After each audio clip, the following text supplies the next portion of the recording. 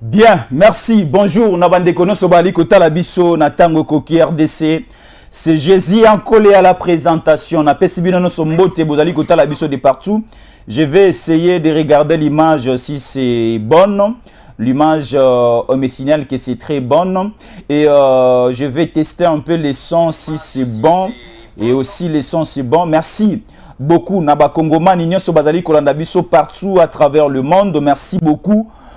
Nous débutons le nouveau jour. Nous sommes les mercredis 21 février 2024. Merci beaucoup. Nabande Konyon Sobali Kotalabiso, cette année, le mois de février, aussi là, le 28. Donc, il nous reste 7 jours pour finir. C'est mois de février. Bande Kobali Kotalabiso na Kinshasa, Topesi Binombote. Surtout, Bande Kwamonga Fula Lobi Abenga Ebele. Na bande kwa komina makala na pesi binombote bande kope bali kotala biso na Goma na Rubaya na Ruchuru na Masisi na pesi binombote tobosani binote bande kwa Aru na bande kwa Isiro na pesi binombote bande kwa Lubumbashi ya Kolwezi bande kwa noso bali konanda biso na mikili ya bapaya na Poto bande kwa Belgique toza ensemble na bino bande kwa Suisse bande kwa Suisse na Lausanne na Suisse capitale la Suisse na pesi binombote Lausanne bande ko bali kotala biso depuis La Haye se trouve au niveau ya Hollande, na Pays-Bas, bali kota la biso kuna aussi na Benelux, to pesi binombote, bozali belé, bande kwa États-Unis, bande kwa Canada, to pesi binombote. Alors, nous allons faire ceci. Nous avons une matière très abondante. La matière est très abondante et je vous signale, l'actualité est très grande ce matin. Et les lots tokoloba volonté na bisoté, tokoloba ba sentiment na bisoté, mais tokopé sabino na motuya o etali mboka na biso. Nous avons une information pure à mettre à votre disposition. Nous étions toujours en relation, toujours en communication avec nos antennes partout. Na kati ekolo Congo bande ko monsieur apoto pe apesi biso ba nouvelle ya mboka na biso ali ko lekali banda ya mboka biso pe tozana tokosa ande musala ya ko transmettre bino yango bisika no sobozali. Alors je vais faire ceci, je vais essayer de partager le lien. Et puis, bandeko belé bazali kolanda biso, yo pe sala musala o elongo na ngai ozwi lien tango koki RDC émission to ali ko sala. Otine lango ndeko no monka za en Australie te, otike lango kulutu na yo azana niveau ya Bangladesh, otine linde ko na muso azana niveau ya Canada na Ottawa. Ozwi lien émission siko otine linde ko na muso azana Luanda na Angola e ko sala ngai elengi makasi.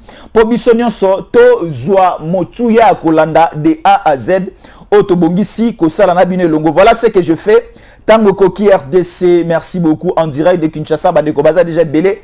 Bakoti en ligne, je prends juste le lien pour partager et pour vous mettre au bain de ce que nous allons parler ce matin. Voilà, j'ai déjà partagé le lien dans un groupe WhatsApp nommé J'aime Totelema. Je m'en vais vers la nouvelle classe politique.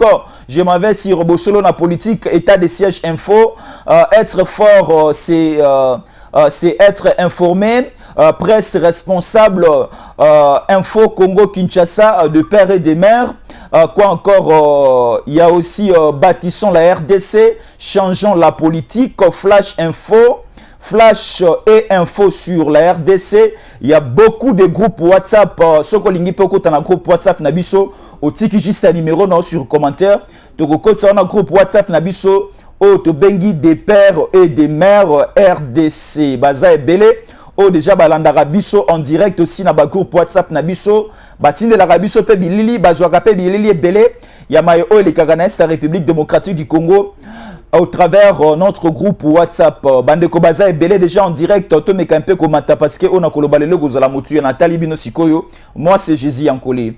Ouais, Jésus Ankolé, Yesu Masia, moi na nzambe te o akitaki pa akufaki po na masumu na biso, mais moi je suis Jésus Ankolé, fils de l'homme, moi na maman Marie. Moi na papa Chamboui, ndeko na bino, leki na bino, moi na bino. Merci beaucoup Tobandi, bandeko baromi ko signaler déjà leur présence. Nous allons ndeko na biso c'est Fas Kabeya.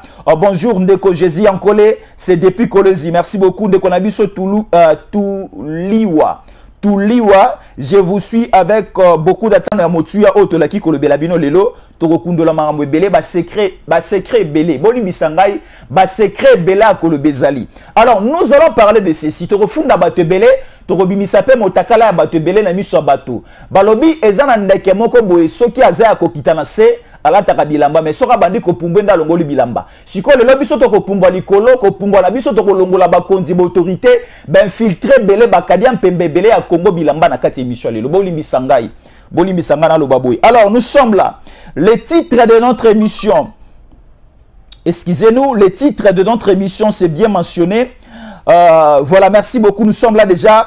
131 Ouazalendo arrêtés, infiltrés à Roubaya au rang des FARDC, déploiement de commando Ibu. C'est ça la matière auto exploiter Nabino. Mais à part cette matière, Natana est belé à Kola qui s'abino comme image, Bandeko Bolandangai, Bobimate, Bolandangai.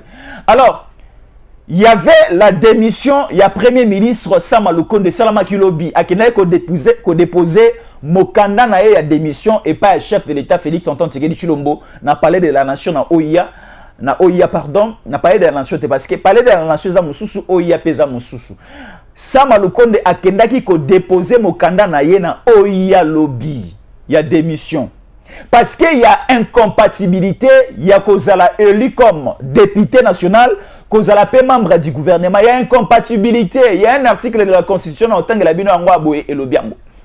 Alors, il y avait validation provisoire des mandats au niveau de l'Assemblée nationale.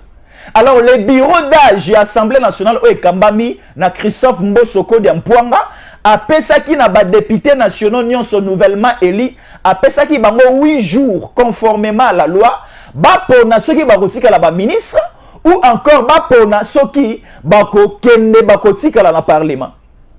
Mais tout le monde est belé ba poni ko kende kotika la l'Assemblée nationale ba ebele ba komi ko démissionner mais si ko conseil européen sa mokonza mboka alobi ce deuxième mandat eza mandat ya RRD et surtout ce que j'avais beaucoup aimé lorsque le président de la République tenait son discours le 20 janvier 2024, le jour de son investiture et à prestation à mandat devant la Cour constitutionnelle, Mokonzi Mboka devant toute la nation congolaise à l'Obaki Boye. Les erreurs du passé, cela veut dire les erreurs du premier mandat, nous allons fournir les efforts pour que tout ça na deuxième mandaté. Alors les erreurs du premier mandat Mokonzi Mboka nangai, kozongi c'est la biso lisusu batuti rwandais comme ba ministre. Kozongi c'est la biso badongolo biso te bazala ki pembeni na yo basungi yo te mokonzi mboka. Tela le kola na vidéo oyo ministre o azalaki ministre a travaillé na président Tshisekedi na premier mandat. Tela ne bandeko bali ko sepela pour démissionner. Tela moko boy tanto ali ko kola ezalaki to yambi ba pa epa na biso.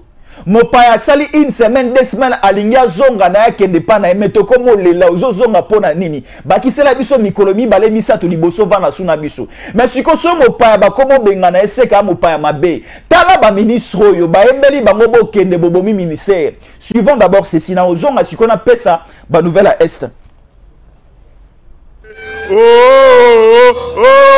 Piusake Pius Mobomia ministère ba mama Piusake Piusake ba mama Piusake Piusake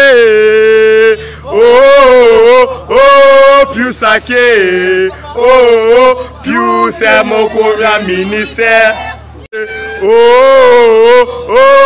Piusake Pius Mobomia ministère ba mama Piusake Piusake ba mama Piusake Piusake Piusake Pius Mobomia ministère. Voilà, nous sommes de retour. Bandeko bozali belé.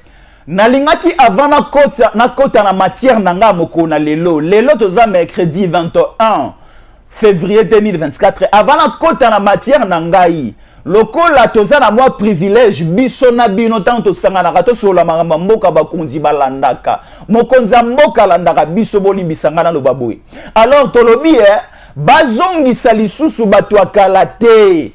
Tous ces ministres ont démissionné. Donc cela veut dire bah voter qui bango pe ba députés nationaux bokende ko pema na parlement. Bokende ko légiférer, bokende ko créer ba loi, bokende ko contrôler exécutif, bokende ko contrôler ba mandataire à l'état. Tolingi na bolimbisanga na lobaboyi. Botika la kuna. Tolingi la nouvelle classe politique na mboka na biso. Tolingi bato baza na volonté ko se l'école. Tolingi ba mobutiste te. Tolingi ba kabiliste te. Tolingi bato baza sincère avec leur pays. Tolingi peli sous la diaspora o baotaki libanda te ba bebi seli biso premier mandat président Tshisekedi bolimbisanga na lobaboyi. Naza contre mutote. Naza contre mutote. Bolimbisangai. Tolingani biso na bino. Et puis rappelez-vous, mokonza mboka tango aye azu bokonzi na mboko na premier mandat na ye. Alobaki naza na besoin ya diaspora o boza libanda bozonga to ya to travailler longo. Tomona etuluku ya population congolaise, ya diaspora congolaise longa mikili ya bapaya bazonga awa, baza ebele. Mais ebele baye na mafia na mboka. Ebele baye na système ya rétrocommission. Ba commission rétrocommission légale. Mais je vous l'ai dit, selon moi, et je ne suis pas là pour condamner les autres, selon moi, la rétrocommission n'est pas légale. Ba kotisi corps na kati ya mamoka. Je suivais un conseiller ici, Bolimbisangai. Après sa déclaration, bakangi ya Kemakala. Et après sa libération provisoire na Makala, lié na cabinet Mokonza Mboka. Il était le conseiller du chef de l'État en charge des matières stratégiques Vidier Chimanga. Partenaire moko baye, il faut pas investir na Mboka, tellement zalaki na secteur na ye, a commis que ça la trafic d'influence. Ce qui tu sais que diwana comment Mokonzi na Congo c'est moi honte à toi. Ce sont des Congolais na premier mandat na deuxième mandat de bavota président tu sais que ce n'est pas toi. Bakotisi cop avant oya ko investir na mboko pesi bango 60%, opesi bango 40%, bazo tonga bazo dosali bazo bomba mboka. Baebisa biso awa et pas ministre Kala.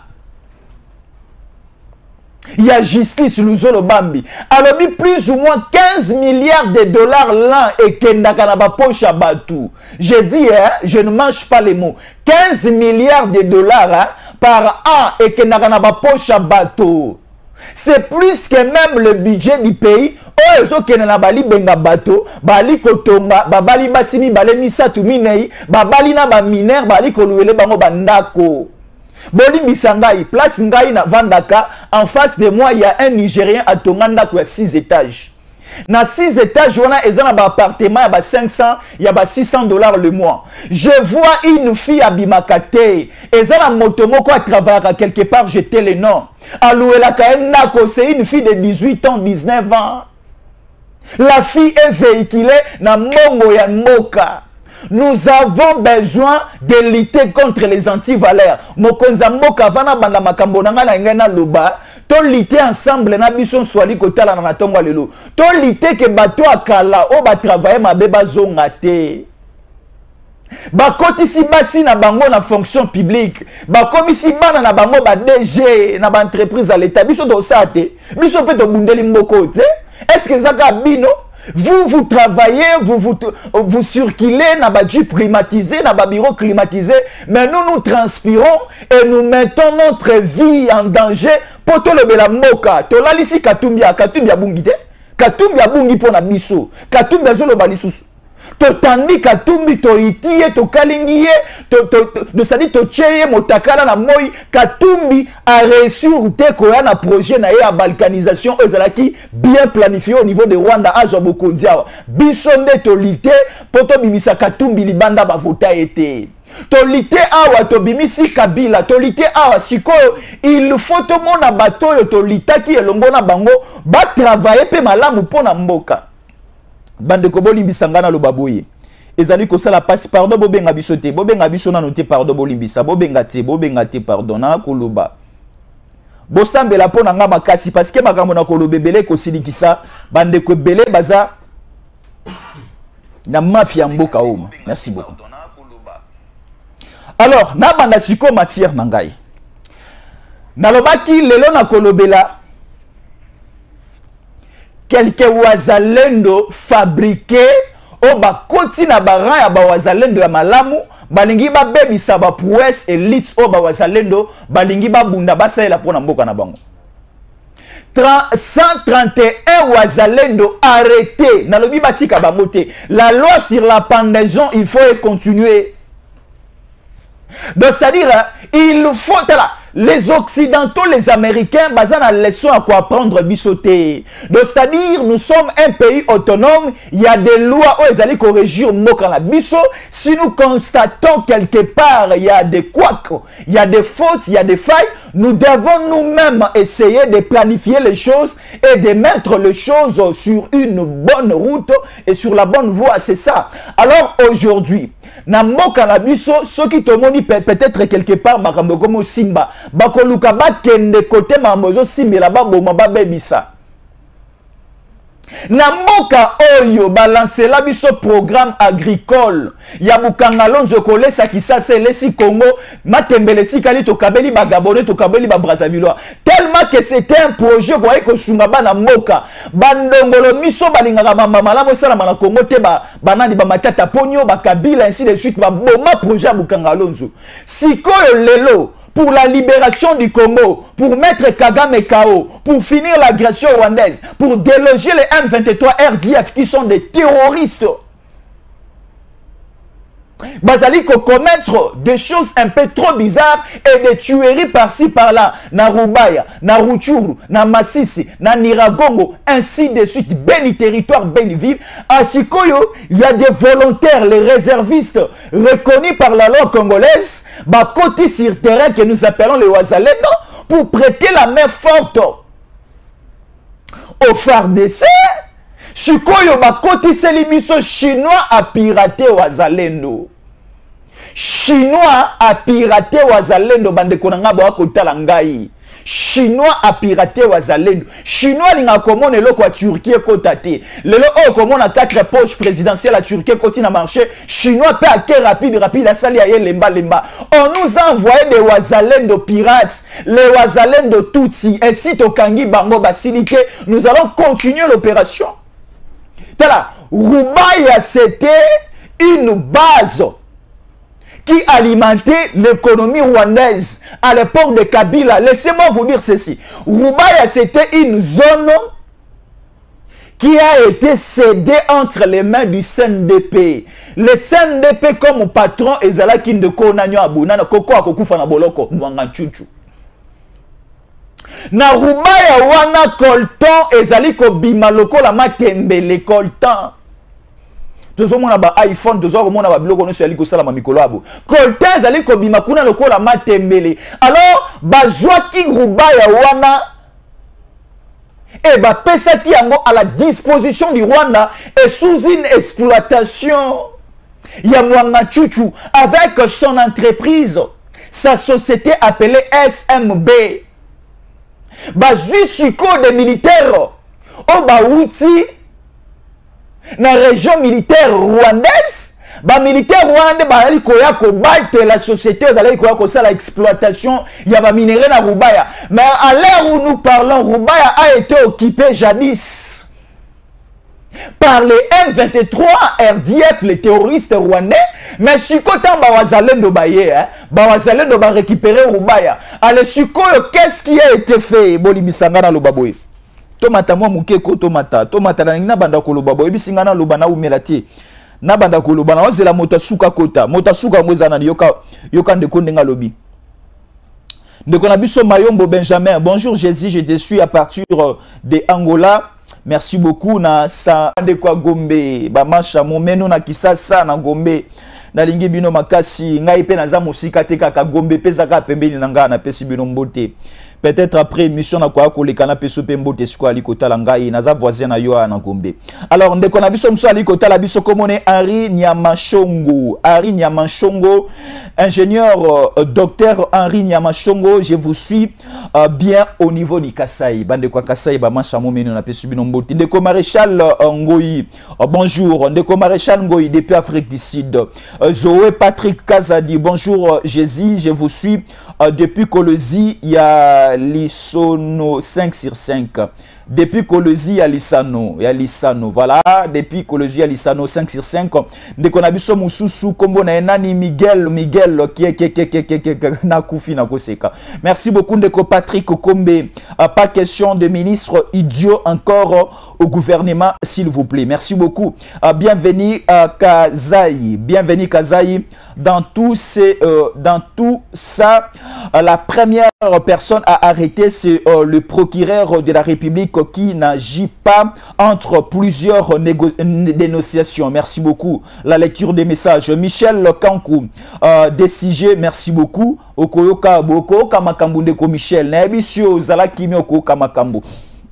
Merci beaucoup. Ndeko Nabiso Dieka Zadi, bonjour. Ndeko Nabiso Lucas Rocha, Rocha depuis Angola. Ndeko Nabiso Dieka Zadi, merci beaucoup. Ndeko Didi, bonjour. Ndeko depuis Brazzaville. Oh, bandeko Brazzaville, na lobela ki ma monabino lobby, Sassou, na mekaki un peu gobeta Masasi, na mekaki un peu gobeta Sassou Masasi lobby.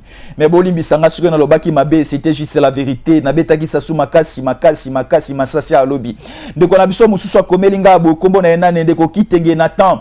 Bonjour ndeko depuis Cape Town, Afrique du Sud, vraiment courage pour ces messages. Merci beaucoup. Ndeko Die abunga kima mukenzi la sikwa zongi. Na lingaka ba Kongola ko sumu kama sengi bolimbi sinasuka.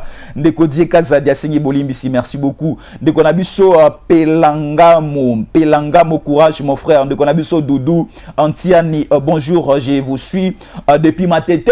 Bandeko Matete, bo pesela ngai papa nangai kombone nani abo les catcheurs kinois, les catcheurs congolais à Matete kombone nani.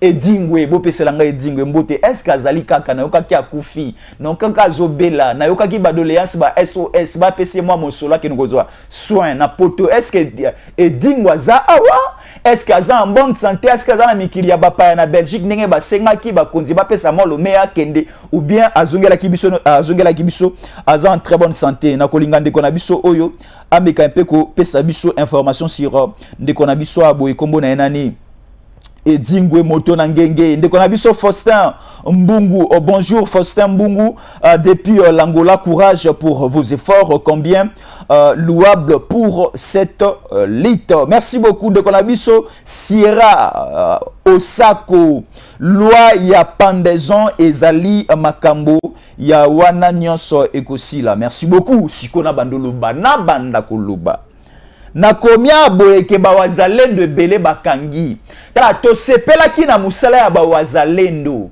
siko wazalendo bebi wazalendo moko abengaka nga na kolakisa bino ye bozela bokomona ye ezala wazalendo moko abengaka nga butu mobimba moko sina komi na ndako funa pema 22h na oki telefone sone wazalendo akomi ko benga ngai na bombi kombo na eme na benga ka wazalendo me na yebi pe kombo ne mususu wazalendo wana benginga apesinga i détail. C'est quoi le problème avec le wazalendo? Ba wazalendo baza bandeko na biso. Mais il se pose un problème oyo eza lelo oyo. Ba wazalendo baza reconnu par les autorités, par l'État, même par le président de la République. Na mona une vidéo oyo président de la République a ali ko betela maboko pa ali ko féliciter musala o ba wazalendo ba ali ko sala. Mais le problème se situe à quel niveau? Le problème est que lelo aboye toyebite nous avons combien de wazalendo? On ne sait pas, nous avons combien de wazalendo? O bazali ko bunda pona mboka. Je suis en direct, s'il vous plaît, je suis en ligne. Guerre ya Congo ekosila po ekosila kape. Soki guerre ya Congo esili, to lalisi Kagame makale kale, to silisi lo fundu oyo ya mwana soso ya Wilingo Bertrand Bisimwa Sulutani Makenga banani abo bangono so basili. Siko ba wazalendo na ba okende wapi? Bakwa ko sala biso makelele te. Bako faire des déclarations que to bunda ki pe boko misabiso ba ministre bopé sabiso gestion en telle province boko sabiso na administration ba territoire bopé sabiso ba régie financière ba wazalendo baza biso ngai tanto ali koko les alaki soki matiti boti na simandaku na ke na kati na kwa rosenga papa mbongo te no papa na kati matiti ebotaki na ebotaki na simandaku bo futanga non soki mopa uti libanda nda ya kati matiti ba futa ye. So mo pa uti libanda aye a vider faux septique ne ba futa ye. Mais so biso moko bana ndako to sali musala ba futa biso te. Ba lamba la biso ka fufu na poko sili. Mais siko ba wazalendo baza ya biso. ba wazalendo bazaba na ndaku so basali musala elongo na FARDC na baibu ba commando baena ako lobela bino mamba baibu commando siko ba wazalendo so basali musala sili. Quel est le salaire, la rémunération au barofuta ba wazalendo pour la musala basali? Est-ce que les wazalendo bali kozela et lokolomea moko boba futa bango na musala ya kobungela Congo bali kosala? Ou bien c'est un travail volontaire, on ne sait pas. Disons les choses au clair parce que c'est un poison à retardement. Surtout gérer situation malamouté. Alors le problème c'est quoi? Comme les wazalendo ce sont des volontaires, na musala nyonso ba repoussaka ba volontaire te. So moni moto na ndako no bimiselanga bilamba na sokolela yo. Comme ma bilamba ekomi mo ebele ko boya te non. O moni bilamba pembe passer yango na ma ya régie des eaux. Bilamba mususu yo ya couleur makasi ko rensango makasi de sali au PCK ba orientation. Alors le lopé le kola ba wazalendo ba ki na volonté à quoi retravailler mboka to pesi bango ba orientation ko sala. Mais au finish siko ba wazalendo ba ali kozela nini ba koti seli biso ba infiltré pa wazalendo vrai na ko lo ba pona binote na zape contre les wazalendo te parce que ba wazalendo ba koma baninga na ngai.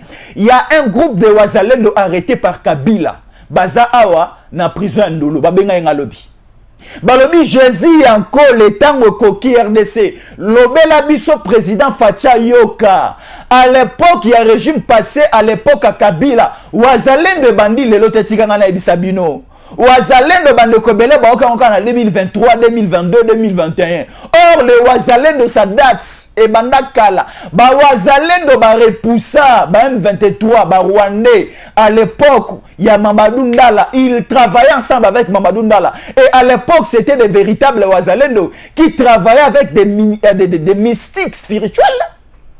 Ba wazalendo wana Kabila atina batoba kanga bango bayana bango na kisasa awa ba tortura bango pene ba boma bango mais Dieu merci ba kufate baza awa na prison ya commune ya Gombe awa frontière Gombe na Barumbu na Beau Marché awa na Flambeau prison ba benga ngoni une prison ya Ndolo sur Flambeau frontière Gombe na Barumbu bazawa ba wazalendo na lobi ba benga ba bisingai Jésus encore le Stéphane Balamwange bobo sani biso tonini est-ce que bokolo ba pona biso te et pas papa na biso ya mboka papa Tshisekedi ba libérer biso nous sommes des innocents makambo oyo Kabila kosela biso na batone akala biso totikala kosala yango te baloba que les wazalendo ce sont des terroristes oyo balingi ba ko faire tomber les institutions légitimement établies biso toza na vision ante biso ba wazalendo mais to ali ko kufa nzala na prison ya Ndolo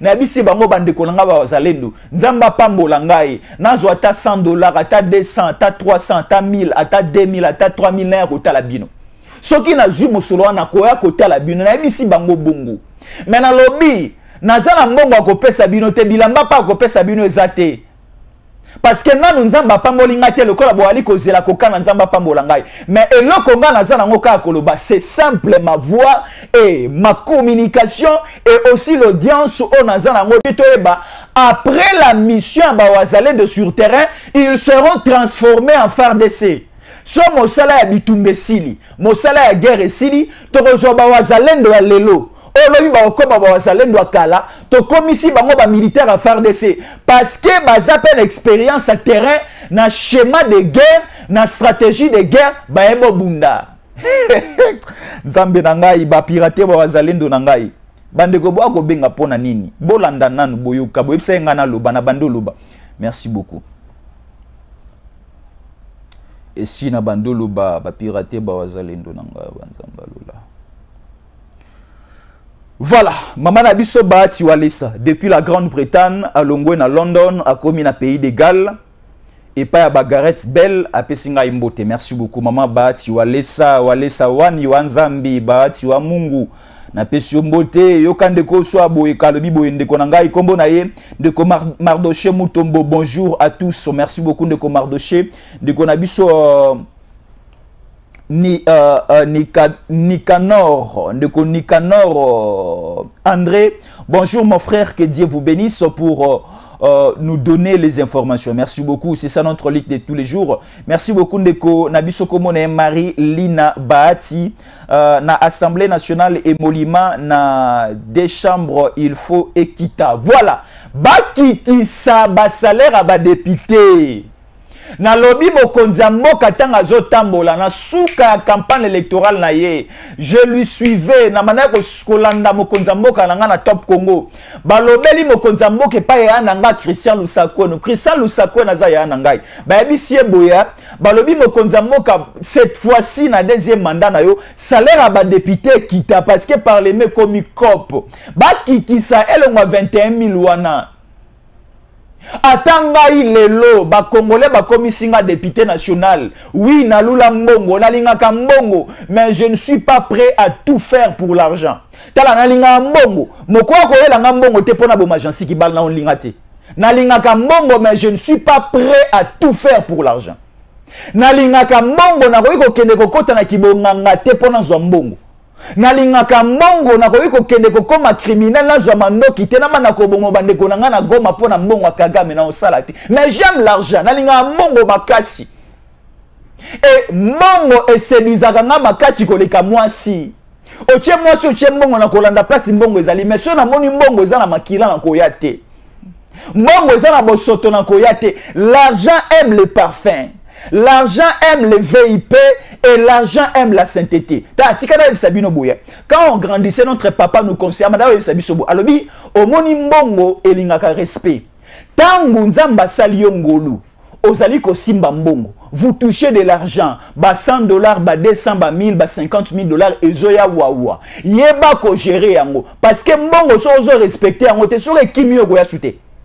Mbongo lingaka respect mbongo eza lokola mwasi soko considérer te ozo respecter te soka boyo lelo ata oye na ba parole ata oye na ba poésie a ozongelo susute c'est comme l'argent mbongo tango nzamba salo grâce aux anango tonga bandaku somba mapango soki mituka kotambola nango akosomba ezale osombi soki kokende ko visiter Dubai okay mais respecter mbongo wana 10 na chaque mois kende kubwaka na itonga sunga ba pauvre sunga ba bola kokoti sa mbongo na yote na kati ya ba groupe armé kokoti sa mbongo na yote na ba djihadiste kokoti sa mbongo na yote na ba mafia ainsi de suite kokoti sa moyibite na kati ya pouvoir ou gestion nzamba pesio parce que mbongo so ali ko respecter yango te kei ezonga sute Anga inzambe ba singa chizi ankola loba malamu. Oh c'est une grâce.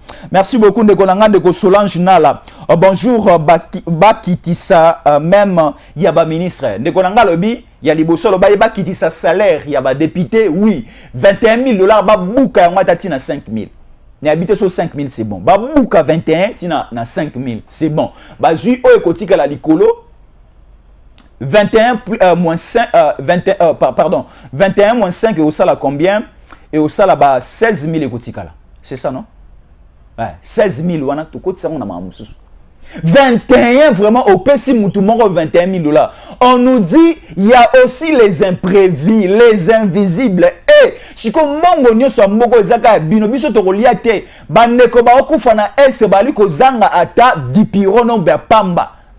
Pour la santé na bango yo on reçoit 21,000 mobimba pour na yo non il faut pas quitter ça va ministre faut pas quitter ça natanga de comme sous Ndeko Deborah Makambo merci beaucoup pour l'info monsieur Yankole je vous suis depuis Mbinza Delvo Kinshasa oh bande kwa Kisasa bande kwa Mbinza une fois aussi j'habitais vers Pigeon c'est na niveau à commune Angalima mais ndeko ala bisinga azali kolanda biso depuis Mbinza na Delvo na Kinshasa topé sur mbote ndeko na biso Deborah Makambo merci beaucoup ndeko Gilles Georges Kabadi ndeko Gilles Georges Kabadi bonjour Jésus depuis Cape Town Tolandaka yo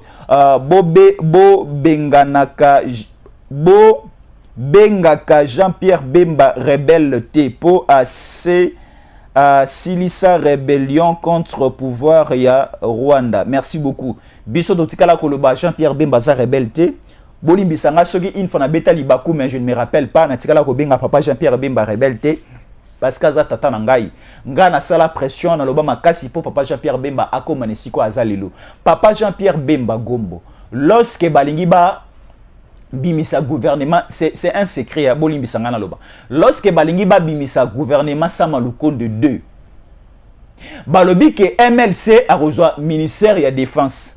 Papa Jean-Pierre Bemba Gombo alingi atinda kombo ya secrétaire général ya MLC. Yende akoma ministre ya défense nationale na compte ya MLC. Parce que MLC est qui ministère de la défense. Biso to telema to loba to fukama papa Jean-Pierre Bemba pardon. Soki lokola offre à mokonza moka ezake MLC ezo ministère de la défense to boyi otinda mutu. Lokola à l'époque otinda ki F Bazaïba ministre MLC makomari vice-premier ministre ministre de l'environnement. Mais cette fois-ci papa Jean-Pierre Bemba pardon otinda mutu te yomoko yaka. Papa Jean-Pierre Bemba Gombo ayoka etanga komi wana bazwinga ina komi na cellule la communication à ministère de la défense ngai. Bafuti ngai pona maloba nga na salaki. Donc quand je dis des choses ya makambo tali sécurité pardon bolimbisa ngai boso anga lo kutete na lobaka mamba solo parce que na yebi mamna ali koloba. Alors na ba kiselo ko ndeko musalobi ndeko na biso komone the home of baby, the home of daddy. Ils ont un mot anglais, franchement, ce n'est pas normal. Ce n'est pas normal par rapport au salaire. Il y a des députés de comme ça, lobby, salaire équitatif na $1000. Oh, nous avons $1000 et comment mon quête, mais bon, quand même. Moussala ba député ba sala rapeza Moussala makasi. Ndeko Rivaldo, il faut baisser nano ba déplacement. Nazo mona pas si fort na S. Merci beaucoup. Ndeko Ledi Ningeku di ndeko diminution. Il y a personnel na ministère avec 25 ministres et 10 vice-ministres. Ah, ndeko nanga aena maela sika. Alors le gouvernement ezali koya babi misela biso ta 25 ministres na 10 vice-ministres et rozala malamu. Ndeko na biso mususu aboy kombo na ena toujours la même personne ndeko l'a dit ba député bazwa salaire il y a $10,000. Oh ndeko mati ya $10,000. Wala nga na lobité Yom Tolobi. Merci beaucoup. Ndeko na biso mususu aboy kombo na ndeko Sefas Kabeya na Burkina Faso salaire ya ba ministre bakitisi yango et pas ya président militaire Ibrahim Traoré. Donc on nous dit au niveau de Burkina Faso il y a un nouveau président militaire qui dit ça salaire ya ba ministre tous ces derniers temps au niveau il y a à Burundi. Ndeko Nabiso Mbombo Laurent. Bonjour Ndeko Jésus en collé depuis la Suisse. On est ensemble, il n'y a pas de souci. Merci beaucoup. Nakota Labiso depuis Suisse. Ndeko Amisi Nzeimona. Très joli film. Vous avez réussi, mais chaque fois, vous allez pleurnicher de Kabila tandis que vous avez les pouvoirs. Dit à votre président de lui arrêter. Non, il ne faut pas me dire de dire à votre président. Non, dis à notre président. Tu es congolaise, tu es congolais, comme moi, comme l'autre et comme l'autre. Donc, Bisson Souzaba congolais. Il ne faut pas dire que Tshisekedi Azaka président Nangai. C'est notre président. Toute autorité vient de Dieu. Président Tshisekedi Lelo, Aza président, Yaba Oba Vota qui est. Aza président, Yaba Oba Vota qui était. Président Tshisekedi Aza président, il y a opposition. Azape président et majorité. Alors, tant aux alliés kokomelanga message, loba ke loba na président na biso. Loba na président na biso. Lobi awa na loba ki, il faut les Savines du Congo soient tués. Il faut les Savines du Congo soient tués. Mais nous sommes dans un pays laïque. Mais moi je suis chrétien. Laissez-moi vous dévoiler ceci. C'est l'histoire de la Bible. Lorsque Dieu à partir du ciel a pris la décision de libérer les enfants d'Israël en captivité au niveau de l'Égypte, Nzambe a fait cette mission et pas à Moïse. Mais qu'est-ce que Dieu a fait? Nzambaza moto tantôt moto plutôt. Qu'est-ce que Dieu a fait? Nzambe a fait cette mission et pas à Moïse à libérer Bana Israël. Or la libération des enfants d'Israël c'était aussi une volonté que moto akangaki bango atika bango babima. Alors qui était à la base de l'arrestation ya Bana Israël en Égypte? C'était Pharaon. Nzambe a fait cette mission et pas à Moïse à quel issue nasima a commis si motema ya Pharaon libanga et que toute tentation et toute demande à Moïse concernant la libération de Israël, Pharaon aboya yango. Nzambe o permettre ngai na ko libérer bana Israël. Pona nini o komisi lisusu motema ya Pharaon libanga. Mais lembisaka motema ya Pharaon pour que la mission que tu m'as donnée est à la facile. Tala, le Dieu du ciel a donné une mission à Félix. Mais si Nzambe a komisi motema ya Kabila libanga a granzamaka na mboko. Nzambe a komisi motema. Tala, mabe ya Kagame bandakala. Mais si Kagame ya Kagame lelo leki mabe ya Kagame ya kala na mabe. Est-ce que vous comprenez ngai? Mabe ya Kagame e banda kala. Mais si kaya mabe ya lelo ya Kagame et l'équipe kala ya mabe ya Kagame ya lelo na mabe makasi. Cela veut dire quoi? Mabe ya Kagame à l'époque ya Kabila ezalaki mwa malamu. Mais mabe ya Kagame ya lelo e komi mabe makasi parce que Nzambe a komisi motema ya Kagame libanga parce que il a donné la mission à Félix Tshisekedi de libérer ce pays. Alors tout autour de Kagame, c'est comme à l'époque des pharaons de l'Égypte. Tout autour de Pharaon, il y avait des soldats qui possédaient des épées. Et les épées de Pharaon et de ses militaires s'est transformé en serpent, mais les bâtons de Moïse, qui étaient trop petits par rapport aux épées des militaires de Pharaon et de lui-même Pharaon, et mais là, Banyo sur Pharaon, les simples bâtons, la verge de Moïse. La verge de Moïse. Alors aujourd'hui, essayez un peu de faire l'étude des temps.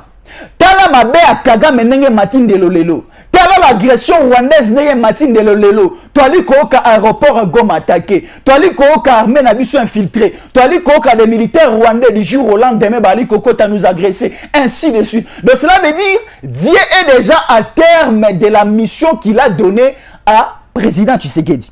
Si comme à Kambouasika Elingi et Banda se manifester. Et le bon c'est quoi? Lorsque Dieu a donné la mission à Moïse de libérer les enfants d'Israël, et l'avantage que Moïse avait, c'était quoi? C'était la collaboration nette de ses enfants d'Israël avec la vision que Dieu lui avait donnée. Et c'est-à-dire qu'il est Bana Israël baye belé. Non, on vivait bien, même si nous étions en captivité en Égypte. Tous allons qui bien, tous allons kolia. Mais yo oye na biso na désert, awa li pezate ma ezate mosunezate kende pa nzambe na yo.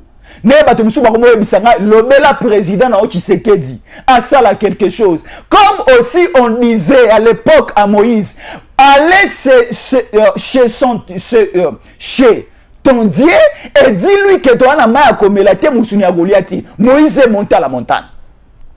Moïse a lobby, Dieu, c'est toi qui m'avais donné cette vision. C'est toi qui m'avais envoyé de libérer ton peuple. Mais qu'est-ce que tu dis? Nous sommes au niveau du désert. Il n'y a pas d'eau. Il n'y a pas l'aération. Il n'y a pas l'oxygène. Il n'y a pas à manger. Il n'y a pas. Et Dieu a communiqué à Moïse en descendant comme ça. Moïse a pris juste les bâtons à Beti na Libanga. Maïbimi na désert na Libanga.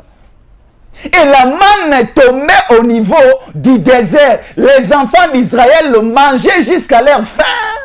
Moto aller à Tony, aller tina réserve à lobby. Tena oliaka lelo, na liepe oyo yanzala na koyoka lobby mais na milieli yango lelo. C'est ça qui était l'atmosphère.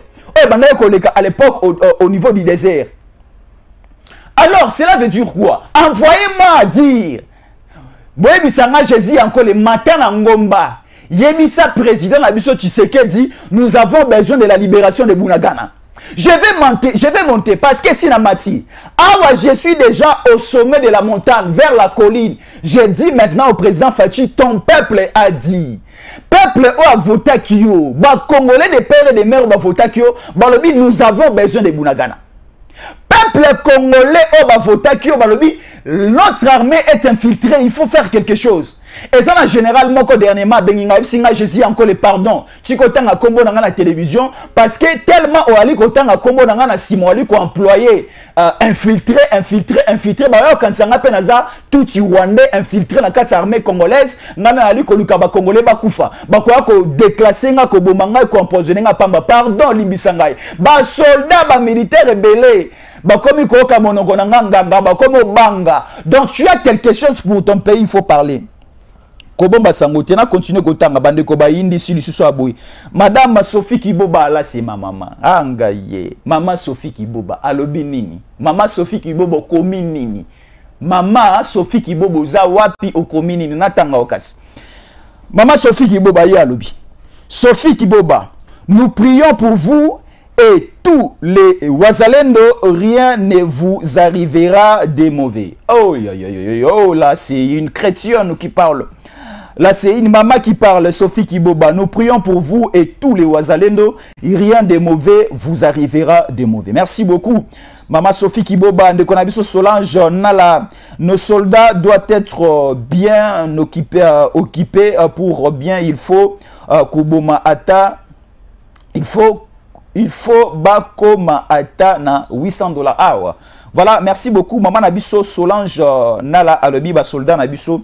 Il faut que matin un salaire il y a $800 et que ça la malamu parce que bali ko bunda pona mboka ndeko na biso teka kutala makani ndeko na biso comme na Emmanuel teka kutala makani. Merci car je vous suis car je vous relate depuis la Suisse Zurich. Merci beaucoup ndeko na biso ali ko na biso depuis Suisse na Zurich comme na Emmanuel te pesio mbote ndeko na biso kansana Kansona, oui, tu as raison pour parler de ça. Il faut pour parler de ça, il faut poursuivre tous les traîtres. Merci. Il faut poursuivre tous les traîtres. Merci beaucoup. De Konabison Bombo Laurent, il faudrait à un moment donné, n'est-ce pas, faire du copier-coller. Oui, c'est vrai. Na Burundi, bakiti si salaire il y a ba ministre romain et Zalaki. Combien et Kitana combien ouais ah on a vu ça lobby oui c'est bon au niveau il y a Burkina Faso bah qui ici salaire à bah il y a ba ministre mais utaki na combien pour ba qui ça on a combien bah to mosusu ba qui na salaire à $1000 au bio qui ça on a 1000 et comment on a combien voilà ce sont aussi bande qu'on a vu ça bali qu'on a biso de qu'on a vu ça Emmanuel toujours ceux qui les lo ba tout nyonso ba déposer ba candidature en députation et za cause il y a salaire et za likolo makasi car ba yebi que après une année 21 fois 12 mois égale à 252 millions de dollars donc fois 5 ans ça fera combien? Beaucoup d'argent. Alors mon réalisateur Piro Chibangu zongi sanga siko na pesi na tena pause na ba message. Voilà, je vais continuer maintenant à parler des commandos Ibu. Ta mboko yo ndeko nanga tokomona makambo avec les présidents Tshisekedi. Nous allons voir des choses et des choses avec les présidents Tshisekedi. Parce que le président Tshisekedi est déterminé. Vous allez constater ou encore vous allez voir que non, président Nabiso Ali Kossa de l'autre côté, il ne réfléchit pas, il ne pense pas pour la paix de son pays, il ne pense pas pour récupérer les zones occupées par les rebelles, ainsi de suite. Non, mon président réfléchit, mon président fait quelque chose. Ah, mon président fait quelque chose. Bande Kobela, non, président Nangaï, président Nabiso, a qu'un sommet à Addis Abeba, en Éthiopie, et Salama qui semaine passée, vendredi et samedi, et dimanche, c'était des séances à huis clos, à Kendete, parce que président Nabiso, on risque qu'il va empoisonner, non, président Nanga, Kokenda Kozonga. Biso zalaki na tongo tu sukoli avant to kende classe. Maman na biso afuka misi biso na se abandi ko bonde la po na biso. Na mai oto ogene komela na classe to banda ko uta nango na ndako mama na biso abondeleli mai wana sambeli yango acheli biso yango na kata saki alobi mikate bo somba et si na sambeli pona yango awa tambo okoma nzambe deja ko sanctifier yango banda maman kolia to kolia mikate na école to bimisika mai o mama na biso apesa biso na ndako esi abondeleli yango to bandi komela. Donc nous étions dans une position zalaki ata mabe koya tellement que zalaki bana mike maturité zalaki te conscience makasi zalaki te mais notre force zalaki epaya ba parents na biso parce que nous sommes ici d'une famille chrétienne jamais comme on a kangaye a on est à côté le mena ba konza mboka parce que on me dit toute autorité vient de Dieu président Tshisekedi na Kolongwa o akoya na kocha maboko mais boli bisanga généré na bana ko respecter Kabila te parce que aki angaité parce que Kabila azalaki hors la volonté de Dieu. Mais président au Congo. Parce que vous choisirez parmi vous un de vous à Kokambabino. Mais si un de nous, Tout le monde a qui a même un empire au niveau de Babylone avec les Nabucodonosor, avec les machin. Tout le monde a dit qu'il arrivait aussi au niveau des empires, des royaumes, ainsi de suite. Il arrivait aussi pendant un moment où les peuples n'obéissaient plus à leurs rois, aux empereurs. Pourquoi? Parce que l'établissement de ces rois était dans une forme d'illégitimité. Alors, les commandos Ibu.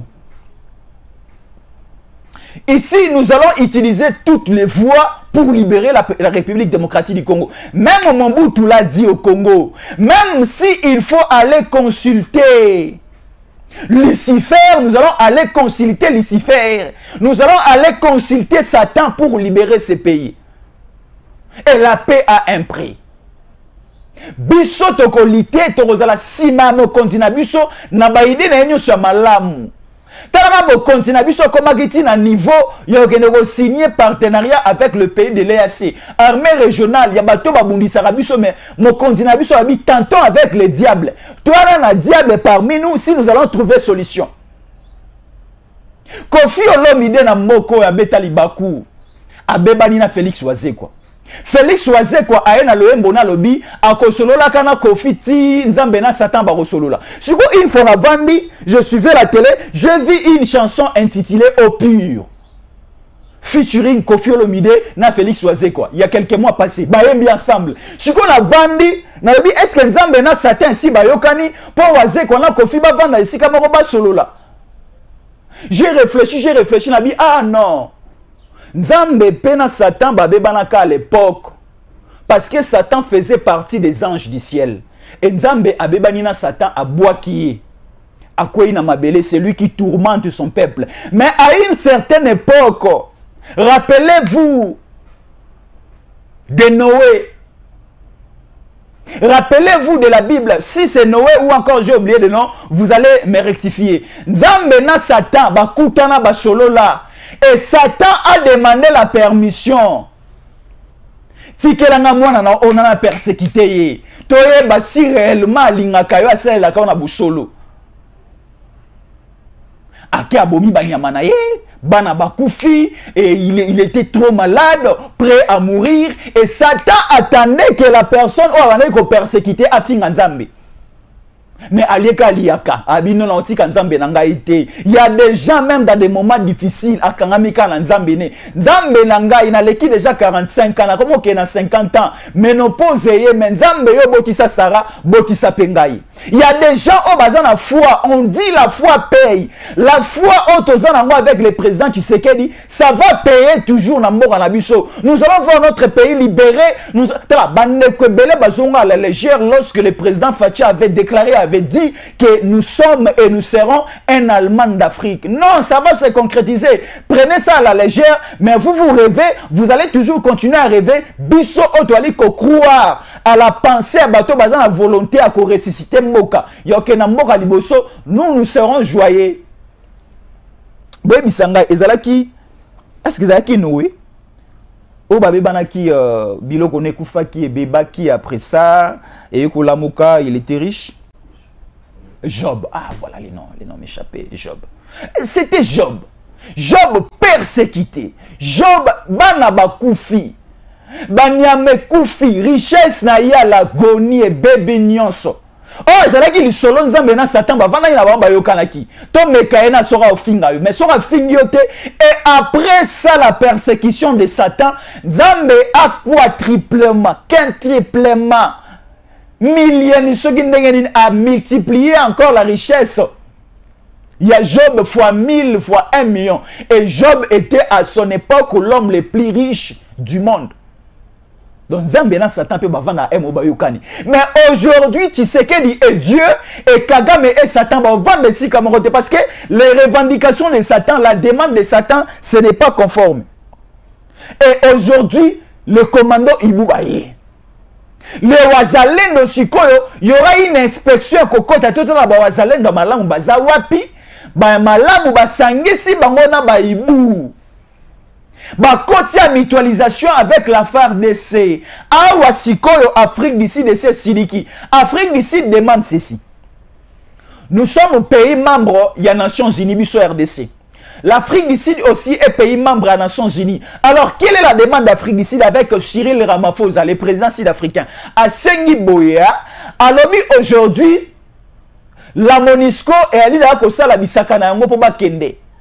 Alors, la MONUSCO est en train de partir. Et la volonté aujourd'hui de l'Afrique du Sud, qui est sincère avec le président Tshisekedi, est ça que les moyens que mettez, ou encore permettez-moi de les conjuguer au présent, les moyens que met les Nations Unies à la disposition à MONUSCO, Banda Kochiango à la disposition à SADC, et l'Afrique du Sud à lobby, quels que soient ces deux militaires, et 3 Bazoki et 2 Koufi na Congo, Balembite, militaire à Sikabaye, Tindeli biso lisusu Ibu, Nganzambe, la fin de Kagame sera catastrophique, Tindeli biso Ibu. Et c'est un message que nous lançons. Hier, j'ai subi des pressions après une intervention en Salaki contre le président rwandais. J'avais parlé de FDLR ici, Bande comme sous Babisinga Tika, Makamba FDLR na Tiki. Mais le Rwanda sera tabassé jusqu'à sa mort.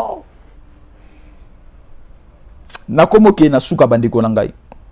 Merci beaucoup pour la passion na bino et surtout merci beaucoup pour la considération baliko sa na biso. Mais to le biboy, vigilance est à la partout. Vigilance est à la partout na ndenge ni bolimbisanga. Vigilance cela veut dire biso il faut to comment inspecteur pour na mboka na biso, ba vérificateur, ba contrôleur pour na mboka na biso. Ah, bazali ko yebisa biso ke bawazalendo oui to sepelanga bawazalendo bakomaneti baninga na nga babenga nga nyonso bolimbisa nga na lobabui babenga nga na police 243 81 57 20 388 wana za numéro na ngai police 243 81 57 20 388 babenga kangai butu moi bali kopesa nga ba information mais si koyo tellement bamoni bolingwa ba congolais mati makasi ti kino na suka nzeta baoba po nzeta baoba c'est parmi banzete on a kata zambe za la ramilai. Moi on m'appelle Yankole. Yankole bakassin ba yebi elingolo banini. Yankole cela veut dire l'arbre le plus long de la forêt s'appelle Yankole na langue natala batata nangai. Tellement on disait que non, je serais un élément remarquable partout dans Kokende. Yankole, cela veut dire l'arbre le plus remarquable de la forêt et l'arbre le plus long de la forêt. Cause à la musique, moi, comme on a tige, moi, comme il colo, et nzete moko ah, tala Yankole nde yoana, ngai Jésus Yankole. Bakombo landaka. Kopesa mwana na okombo makia dita ko banda mawana mawa kopesa mwana na okombo nani o babenga wana chuluba nini muba bingete kopesa muba bingete muba binge kolela kopesa mwana na okombo mankenga te pour les baluba mankenga za kolela pesa mwana kombo la joie pesa mwana kombo ndenge mikolo komi bana sika babenga mba winner victoire vainqueur babilo ko mwa bongo et ko sala lengi. Pesa mwana kombo Joyce. Pesa mwana kombo Yankole. Na tindiki yo pesa mwana na osoko boti lobi. Pesa ye kombo na ye Jésus. Eza mabete. Bako sabino te bate ya biso mabe. Bate ya biso mabe na bo mwana. O pesi mwana kombo Jésus za lisumu te. Pesa mwana na okombo die. Pesa ye die kolanda ye. Tala ngai Jésus landa kangai. Na aliko yeba mabna aliko loba. Nga kombo Jésus landa ngai makasi. Pambolanga makasi. Pesa mwana kombo Jésus kozala malamu. Na meka un peu kotanga signature ya bandeko moi mibale misato pona silisa pona ko midako chité. Ndeko na ngai Lili kombo na na ndeko Lili Lolenga qui augmente le salaire des soldats même à $500. Merci beaucoup pour votre proposition de Lili Lolenga. De qu'on a besoin de comédie de qui a vewa David, les députés gagnent beaucoup pour rien faire. Ah non, les députés font quand même quelque chose. Pour rien faire, Wande na koyi kozala moi d'accord na yote basala musala. Pardon bolimbisanga basala musala. Mais lobaka ande bali ko gagner makasi. Soko le big bali ko gagner mingi pour ne rien faire. Wande na koyi kozala moi moke d'accord na yote. De qu'on a besoin mususu komona qui a vewa David. 1 260 000 fois 500 égale 638 millions de dollars 630 millions de dollars. Les soldats gagnent combien? Non, non, non, non, non. Il faut changer ça, s'il vous plaît. Merci beaucoup. Ndeko Martin Saïton. Ndeko Martin Saïton dit à notre président que les salaires d'un soldat durant soit au moins 500 $ et tous les traîtres politiques doivent être pendus et pour redresser ces pays. Merci beaucoup. Ndeko Nabiso Strem A. Non, non, non. Satan n'est pas dans le niveau de Dieu. Il a même demandé à Tout-Puissant le pouvoir d'amener les hommes en enfer. Merci beaucoup. Ce que vous comprenez bien, qui un peu causé une histoire, il y a polémique ou existe dans la musique nabiso. Dans le bas qui à une certaine époque, il y avait une polémique entre Kofi et Wazekwa. Et Wazekwa na kata chanson na loba ko solo la kana Kofi mokolo nzambe na Yesu et pardon mokolo nzambe na Satan ba ko solo la ka. Mais la ngana zongi sabino na histoire ya Job, ya souffrance ya Job. Job a été persécuté, mais avant la persécution de Job, Satan était allé au niveau de Dieu pour demander un peu du temps à permettre et à persécuter Job. Et vous connaissez la suite. Merci beaucoup de connaître sous Peter Diangituka. Bonjour et bravo, c'est depuis Luanda na Angola. Merci beaucoup de connaître Baudouin Moulamba. Nous te suivons depuis Kinshasa à Gombe. Tu es vraiment fort. Merci beaucoup. De connaître Makenga Masiala, mon frère président Tshisekedi, il faut acquitter sa salaire. Il y a des députés attend na 3000 $ mboka eza na pasi. Merci beaucoup de Zoé Patrick Azadi wana lisolo ya Job pas ya Noé. Ah, on m'a rectifié. Mais déjà j'ai mon frère qui est aussi serviteur dédié ici au plateau. Il s'appelle Jujika Agency Kibala. Il m'avait déjà aidé parce que j'avais confondu le nom de Noé au nom de Job. Mais merci beaucoup de connaître Zoé Patrick ABC.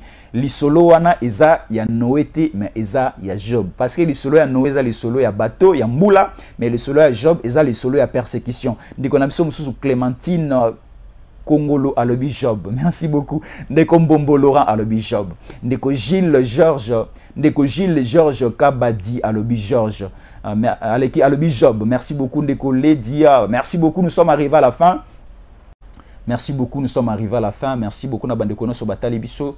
Tokutana na mikolo mizali kuya. Non, non. Tokutana dans les airs qui arrivent parce que je vais encore revenir. Vous allez aussi suivre le DG Stéphane Balamwange qui sera en direct pour des grands dossiers. Le grand dossier aujourd'hui avec des grandes enquêtes avec Stéphane Balamwange que vous allez suivre tout à l'heure en direct. Après moi, vous allez suivre le DG Stéphane Balamwange à Rosala en direct et aussi les après-midi, vous allez suivre toujours le DG Stéphane Balamwange qui va recevoir Maître Joël Kitenge pour aussi certaines enquêtes qui se font en coulisses. Mais les dernières conclusions seront publiées aujourd'hui. Merci. Nabande kono so batali biso c'était Jésus encore votre frère mwana na bino leki na bino naza ya mutute naza petata ya mutute mais naza ka ndi mwana na bino leki na bino a bino so boza baya nanga boza batata pe ba mama na ngai na sepede na bino makasi pona bolingo na bino bali ko continuer ko sana biso tolinga mboka lolenge moko tolinga aussi mboka ndenge tolingi mabota na biso ndenge pe to milingi biso moko parce que po obanda kolinga d'abord mutu fo o milinga yo moko bolingo o mipesa ka pona yo pesa yango pe pona mboka pesa yango pe pona mama pesa yango pe pona papa linga mama pe linga papa bolingo on est une relation encore bolingo moko sincère.